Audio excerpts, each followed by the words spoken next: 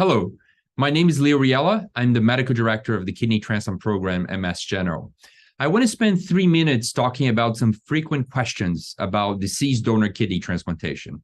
Let me share some slides so we can go over these questions and discuss some very important points for patients who are considering kidney transplantation. When we think about kidney transplantation, there's two ways of a potential patient to get a kidney. Either they get from a living donor, which is usually the best case scenario, because these donors tend to be healthy. We are able to plan the surgery before the patient requires dialysis, and the outcomes, the survival of these kidneys tend to be better than deceased donor. Unfortunately, not everyone has a living donor, and majority of our patients will have to wait on the waiting list for a deceased donor kidney transplant. A frequent question that we get is the following: are all deceased donor kidneys of similar quality? As you can imagine, the answer is no. Not all kidneys are the same quality. And this is because deceased donors can have various ages as well as health conditions before donating. If we think about how do we classify these kidneys, there's actually a numerical score called the Kidney Donor Profile Index.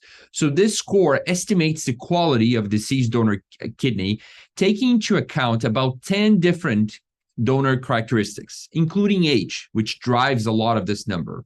And here on the bottom, you can see the range that goes from 0 to 100. And the lower the number, the higher the quality of the kidney. And usually these kidneys are coming from younger donors that are healthier versus the older donors, those above 65, where the KDPI would be above 85, or some donors that may have some health conditions that may affect the kidney.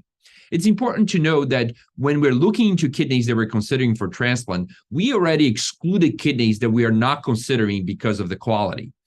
However, there are some major advantages in accepting a high KDPI kidney or a kidney from older patients, in particular, in cases where we want to get transplanted quicker.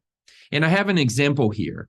If we estimate the risk of dying from a patient with kidney disease, and here I'm taking an example of a 65-year-old with diabetes who started dialysis 6 months ago.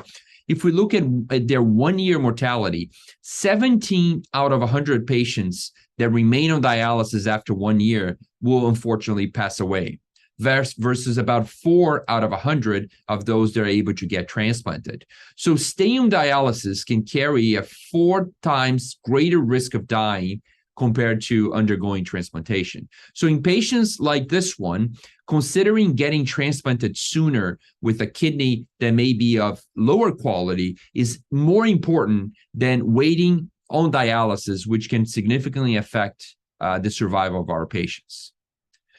Another question that we frequently get is, how do I know if a certain deceased donor kidney is right for me?